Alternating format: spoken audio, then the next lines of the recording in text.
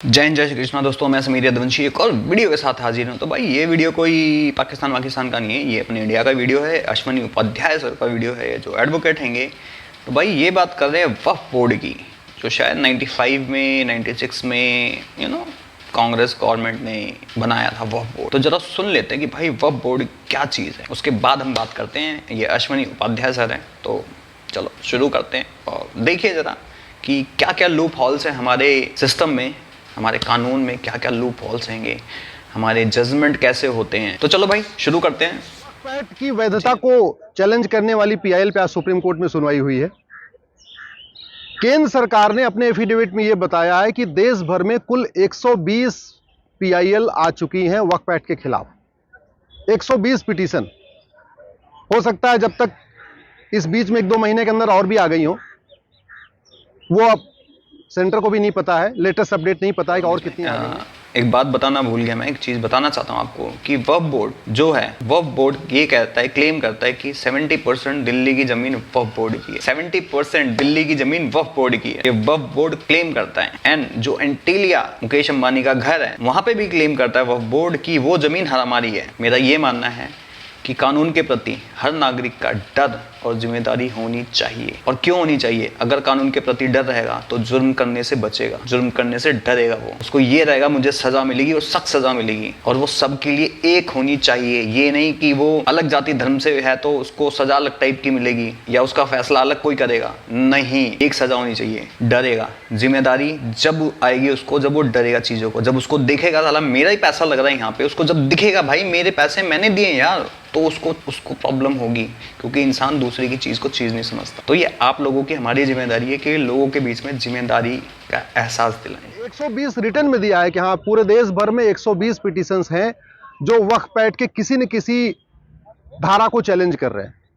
तो मैंने आज सुप्रीम कोर्ट से यह कहा कि चूंकि पूरे देश में 120 पीआईएल हो गई है, इलाहाबाद हाई कोर्ट में भी पेंडिंग है, इंदौर हाई कोर्ट में भी पेंडिंग है, जयपुर हाई कोर्ट में भी है, आपके बॉम्बे हाई कोर्ट में भी है, तो आप बेटर ये होगा कि 120 पीआईएल को एक साथ आप सुप्रीम कोर्ट ले लो, सारी पिटीशंस को आप ट्रांसफर कर लो सुप्रीम कोर्ट में, एक साथ सुनवाई हो जाए। क्योंकि अगर अलग अलग हाई कोर्ट में मैटर चलता रहेगा वक्फ एक्ट का, तो ये भी हो सकता है कुछ हाई कोर्ट वक्फ एक्ट के खिलाफ फैसला दे दें, कुछ हाई कोर्ट वक्फ एक्ट के समर्थन में फैसला कर दें, कुछ हाई कोर्ट वक्फ एक्ट को अपहेल्ड कर दें कि भाई ठीक है, और कुछ हाई कोर्ट वक्फ एक्ट को खत्म कर दें। सुप्रीम कोर्ट का यह कहना था कि जब 120 पिटीशन आ ही चुकी हैं पूरे देश में, और कोर्ट ने कहा कि जो मेरी याचिका है वो दिल्ली हाई कोर्ट में पेंडिंग है, बोले 5 मिनट की दूरी है, आप सुप्रीम कोर्ट में बहस करो या दिल्ली हाई कोर्ट में बहस करो, क्या फर्क पड़ता है। तो इसलिए कोर्ट ने ये कहा है कि हम भी ये चाहते हैं कि कुछ हाई कोर्ट का फैसला आ जाए, जिससे एक हमारे सामने जजमेंट हो। इसलिए आज उन्होंने कहा कि अब अलग अलग हाई कोर्ट में चलने दीजिए, और हमें कहा है कि आप अपने इस मामले को दिल्ली हाई कोर्ट में कंटिन्यू करिए, वहीं इसको अपना प्रेस करिए, वहीं फाइनल हियरिंग करिए। 26 जुलाई को दिल्ली हाई कोर्ट में मैटर फिर से आएगा, तो अब हम इसको हाई कोर्ट में बहस करेंगे।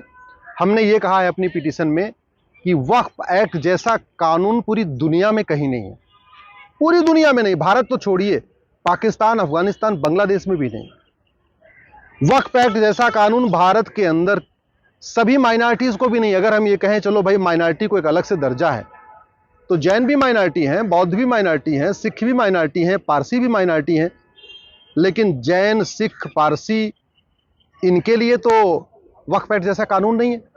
वक्फ एक्ट जैसा कानून केवल एक कम्युनिटी के लिए है, और इस कानून में इतनी पावर दिया हुआ है कि उस पावर को यूज करके जो वक्फ बोर्ड के ऑफिसर्स हैं या जो वक्फ बोर्ड है, ये दलितों की जमीन पे कब्जा कर रहा है, आदिवासियों की जमीन पे कब्जा कर रहा है, विधवाओं की जमीन पे कब्जा कर रहा है।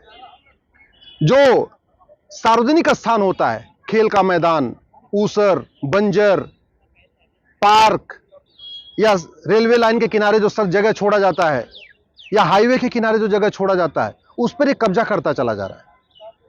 और ये वक्फ बोर्ड चूंकि राज्य में एक ही होता है, अब जो बॉर्डर के एरिया होते हैं उनके लिए बड़ा मुश्किल होता है कि वक्फ बोर्ड में जाके मुकदमा लड़े। उदाहरण के लिए झाबुआ भोपाल से लगभग 700 किलोमीटर दूर है, झाबुआ में आदिवासी रहते हैं। अब ये वक्फ बोर्ड जब किसी आदिवासी को नोटिस भेजता है और उस आदिवासी ने कभी झाबुआ की भी कोर्ट नहीं देखा है, उसको क्या लेना देना झाबुआ को, कभी उसका सारे मुकदमे आपस में पंचायत में हो जाते हैं। लेकिन जब ये वक्फ बोर्ड झाबुआ के आदिवासी को नोटिस भेजता है और कहता है जो अपना जवाब देना आके भोपाल में दो, क्योंकि वह बोर्ड का ऑफिस तो भोपाल में है। वो आदिवासी बेचारा भोपाल कैसे पहुंचेगा? तो उसको कहते हैं या तो कन्वर्ट हो जाओ या तुम्हारी अपनी जमीन कब्जा हो जाएगी, जमीन चली जाएगी। तो वो मजबूरी में आदिवासी कन्वर्ट भी हो रहा है। तो वक्फ बोर्ड अपने आप में कन्वर्जन का बहुत बड़ा टूल हो गया है। मेरठ मुजफ्फरनगर से लखनऊ 600 किलोमीटर दूर है। अब कोई पार्क है अगर मेरठ मुजफ्फरनगर का, या कोई चारागाह है, गोचर की भूमि है, अखाड़े की भूमि है, खेल का मैदान है, वहां पे जब वक्फ बोर्ड कब्जा कर लेता है तो वहां के अधिकारी, पटवारी, कानून गो, लेखपाल, वहां पे मेरठ की कोर्ट में नहीं जा सकते, क्योंकि कानून ये कहता है आपको वक्फ बोर्ड में आके अपना जवाब देना है। अब जो सरकारी जमीन है उसके लिए कोई भी लोग, लेखपाल, पटवारी लखनऊ कैसे जाएगा?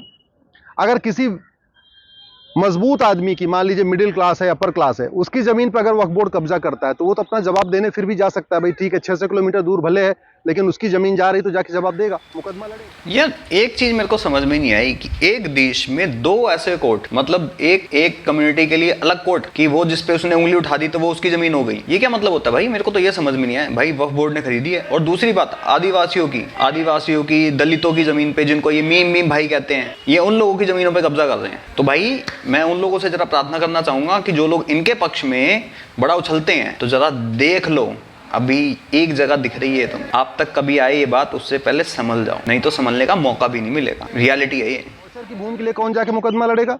खेल के मैदान के लिए कौन जाके मुकदमा लड़ेगा? चारागाह की जमीन के लिए कौन मुकदमा लड़ेगा? अपनी जमीन के लिए तो फिर भी लड़ सकते हैं, जो पब्लिक लैंड है उसके लिए कोई नहीं लड़ेगा। अगर हाईवे के किनारे कुछ कब्जा हो रहा है तो उसके लिए कौन लड़ेगा? अगर आपके जो रेलवे लाइन किनारे कोई जमीन कब्जा हो रही है उस पर कौन लड़ेगा? इसलिए ये वक्फ बोर्ड पूरी तरीके से आर्टिकल 14 का वायलेशन करता है, 15 का भी वायलेशन करता है, आर्टिकल 21 का भी वायलेशन करता है, और असीमित शक्तियां देता है। उदाहरण के लिए भाई मैं सुप्रीम कोर्ट में खड़ा हूं, अगर सुप्रीम कोर्ट पे वक्फ बोर्ड नोटिस भेज दे कि भाई ये सुप्रीम कोर्ट का ये पार्क है, अभी जहां मैं खड़ा हूं, ये वक्फ की प्रॉपर्टी है, तो सुप्रीम कोर्ट के रजिस्ट्रार साहब उस नोटिफिकेशन को कोर्ट में चैलेंज नहीं कर सकते, उनको भी वक्फ बोर्ड में जाना पड़ेगा। भाई साहब ये देख लो कि वक्फ बोर्ड कितना ताकतवर बना दिया गया है, और बनाने वाले कौन है ये समझ जाओ आप सब। कि जो लोग कहते थे कि इस देश के संसाधनों पे सबसे पहला हक मुसलमानों का है, माइनॉरिटीज का भी नहीं है, सिर्फ एक तबके का। भाई अब तो माइनॉरिटीज भी नहीं है यार। माइनॉरिटीज कैसे कह सकते हो आप उन्हें? मेजोरिटी के वो माइनॉरिटी सिख हैं, बौद्ध हैं, जैन हैं, वो लोग हैं माइनॉरिटी। तो उनके लिए होनी चाहिए चीजें। मतलब उनके पास इतनी पावर है कि वो दलितों की जमीन भी ले सकते हैं, और बेचारा अगर गरीब है वो तो क्या करेगा? वो तो कुछ करेगा ही नहीं, या तो धर्म परिवर्तन करेगा, तब जमीन छूटेगी तुम्हारी। और वक्फ बोर्ड को ऐसा किसने हक दिया है कि भाई वो किसी भी जमीन पे क्लेम कर सकता है? कि जैसे पूरी 70% दिल्ली पे क्लेम करता है कि हमारी जमीन है, अंबानी के घर पे कहता है कि हमारी जमीन है। ये कौन देता है उनको अधिकार? ये सीधी सी बात है, इसको तो खत्म कर देना चाहिए। ऐसा कोई भी नहीं होना चाहिए, और पूरे वर्ल्ड में किसी भी देश में ऐसा कोई है ही नहीं बोर्ड, कोई भी ऐसा कानून नहीं है, और ये रियलिटी है। अरे सुप्रीम कोर्ट, तुम हाई कोर्ट मत छोड़ो, तुम हाई कोर्ट पे भी क्लेम कर सकते हो। बताओ, तुम गवर्नमेंट की जमीनों पे खा जाते हो, तभी ये जगह जगह पे ये मस्जिदें बन जाती हैं, मज़ारें बन जाती हैं। वक्फ बोर्ड की है, वक्फ बोर्ड की है। इंडिया में सबसे ज्यादा जमीन वक्फ बोर्ड के पास है, सबसे ज्यादा जमीन। और मैं कहता हूं उसको खत्म किया जाए, और जिसकी जिसकी जमीनें हैं, जिसकी जिसकी जब्त की गई हैं, उसको वापस की जाए। और ये होना चाहिए, क्योंकि कानून देश संविधान से चलता है, ना कि ऐसी गुंडागर्दी से। इतनी पावर है, हाई कोर्ट, सुप्रीम कोर्ट, अभी राष्ट्रपति भवन पे भी अगर नोटिस भेज दे वक्फ बोर्ड कि राष्ट्रपति भवन का अगर कोई एक एरिया ऐसा है जो वक्फ प्रॉपर्टी है, तो राष्ट्रपति भवन के भी जो अधिकारी हैं वो कोर्ट में चैलेंज नहीं कर सकते, उनको भी सीधे वक्फ बोर्ड के सामने जाना पड़ेगा, और उस वक्फ बोर्ड के सामने जाना पड़ेगा जहां 100% एक ही कम्युनिटी के लोग हैं। तो कहने का मतलब वक्फ बोर्ड ही चोर हो गया, वक्फ बोर्ड ही दरोगा है, और वक्फ बोर्ड ही जज है। तीनों काम खुद ही कर रहा है, खुद ही नोटिस भेज रहा है, खुद ही लोगों का जवाब ले रहा है, और खुद ही फैसला भी कर रहा है। इस तरीके का मनमाना कानून, एक तरफा कानून न पूरी दुनिया में है, भारत तो छोड़ दिए, भारत में तो हो ही नहीं सकता। भारत में कॉन्स्टिट्यूशन है जहां आर्टिकल 14 कहता है सबको इक्वल अपॉर्चुनिटी होनी चाहिए। ऐसा कानून तो किसी के लिए नहीं है। एक बार चलो मान लिया भाई हिंदू मेजॉरिटी है उसके लिए नहीं है, तो सारे माइनॉरिटीज के लिए नहीं है। वक्फ बोर्ड केवल एक कम्युनिटी के लिए है। अगर सारे माइनॉरिटी को होता तो जो वक्फ बोर्ड है, जैसी पावर है ऐसी पावर सिखों को मिलनी चाहिए, ऐसी पावर जैन को भी मिलनी चाहिए। एक जैन बोर्ड भी होना चाहिए, एक पारसी बोर्ड भी होना चाहिए, एक यहूदी बोर्ड भी होना चाहिए। मान लो हिंदुओं को नहीं, हिंदू मेजॉरिटी कम्युनिटी है, लेकिन जो माइनॉरिटी है एक ईसाई बोर्ड भी होना चाहिए, लेकिन नहीं, एक बोर्ड बनाया वक्फ बोर्ड। इसलिए ये जो नरसिम्हा राव का कानून है, कांग्रेस ने 1995 में बनाया है। हमारा ये कहना है कि इस कानून को खत्म किया जाए, सेंट्रल गवर्नमेंट का अभी तक इस पर जवाब नहीं आया। मैं सरकार से भी रिक्वेस्ट करता हूं जितने जल्दी हो सके आप अपना जवाब दाखिल करिए, इस per day to day hearing हो। और मैं तो कहता हूं हियरिंग क्यों हो, पार्लियामेंट का सेशन आ रहा है, सीधे सीधे वक्फ कानून को खत्म करिए। 1991 का प्लेस ऑफ वर्शिप एक्ट, 1992 का माइनॉरिटी कमीशन एक्ट और 1995 का ये वक्फ एक्ट, ये 3 महा घटिया कानून है।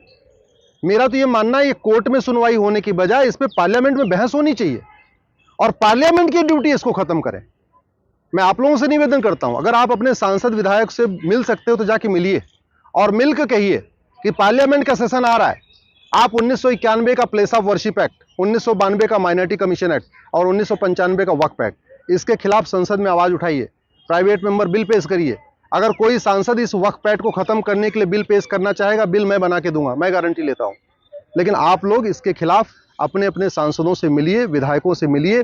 विधायक हालांकि इसमें कुछ नहीं कर पाएंगे, विधायक केवल आवाज उठा सकते हैं, लेकिन सांसद तो बाकायदा पार्लियामेंट में बिल पेश कर सकते हैं और पार्लियामेंट का सेशन शुरू होने वाला है। तो प्लीज आप अपने सांसद से जरूर मिलकर इस पे खत्म करने की मांग करें। चलो भाई, वीडियो ये खत्म हो गई। अब ये बता दो कि मेरे को ये समझ में नहीं आता, अगर एक कम्युनिटी के लिए है तो सब कम्युनिटी के लिए भी होना चाहिए ना। फिर तो भाई ब्राह्मण बोर्ड भी होना चाहिए, यादव बोर्ड भी होना चाहिए, दलित बोर्ड भी होना चाहिए। सिर्फ एक के लिए क्यों? एक के लिए ही क्यों? फिर वो अपने अपने फैसले करेंगे, लाइक पंचायत, पुराना टाइम वही। मतलब क्या है, क्या चीजें ये? मतलब सीए को काला कानून बोल देते हैं, काला कानून उसको बोल देंगे, काला कानून काला कानून। लेकिन इस चीज पे कोई वो लिबरांडू आवाज नहीं उठाएगा। और मैं तो ये कहता हूँ वक्फ बोर्ड को कि उनकी जमीनों पे बोले कि ये हमारी जमीन है, उखाड़ लो। अब क्या उखाड़ोगे? तब पता लगेगा उनको, तब समझ में आएगी ना। जब अपनी चीज जाती है ना तब समझ में आती है, नहीं तो घंटा फर्क नहीं पड़ता दूसरे के जाने में। इसलिए मैं कहता हूँ कि देश के प्रति, कानून के प्रति डर, जिम्मेदारी होनी चाहिए लोगों के अंदर, तभी देश अच्छे तरीके से तरक्की कर सकता है, लोग तरक्की करेंगे। और दिल्ली में तो आप सर ये भूल ही जाओ कि कोई सा यहाँ पे सांसद इस चीज के खिलाफ जाएगा, क्योंकि यहाँ पे प्रॉपरली ईसीपी है। जो इंसान खड़े होके बोलता है कि भाई वक्फ बोर्ड की जमीन पे अंबानी का घर बना हुआ है, तो वो लगता है कि आपको इस पे पिटीशन दायर करेगा या कुछ भी करेगा? मतलब आपको लगता है संसद में आवाज उठाएगा, बिल पेश करेगा उसका, आपको लगता है उसके खिलाफ हो जाएगा? जो बंदा जहाँ का सीएम एक तबके को 18,000 रुपये सैलरी देता है, रोहिंगी और बांग्लादेशियों को 3-3 हज़ार रुपये देता है, कूलर देता है, फ्रिज पानी देता है, मतलब फ्री में पानी देता है, बिजली देता है, आपको लगता है वो तो करेगा ये? क्योंकि जब तक उसके घर में नहीं घुसेंगे ये लोग तब तक वो नहीं करेगा। क्योंकि जब अपने पे गाज गिरती है तब समझ में आता है दूसरों का दर्द। और मैं तो कहता हूँ ऐसा कानून किसी के लिए भी नहीं होना चाहिए, चाहे माइनॉरिटी हो चाहे मेजॉरिटी हो, कानून सबके लिए एक बराबर होना चाहिए। डजंट मैटर वो कौन है, दलित है, पंडित है, ठाकुर है, यादव है, ब्राह्मण है, व्हाटएवर। और जहाँ कोई अप्रोच वाला काम हो तो उसको डबल मिलना चाहिए। हाँ, कोशिश अच्छी है। मैं तो लोगों से कहूँगा कि इसमें ज़्यादा से ज़्यादा लोग पीएल अगर दाखिल करें तो जल्दी उस पर सुनवाई होगी और जल्दी अच्छा एक्शन होगा शायद। और शायद ये चीज़ संसद में जाए और इस पर संसद का काम इसको खत्म करे। लेकिन ओवैसी जैसे लोग, अरविंद केजरीवाल जैसे लोग, राहुल गांधी जैसे लोग, ऐसे लोग नहीं करने देंगे भाई।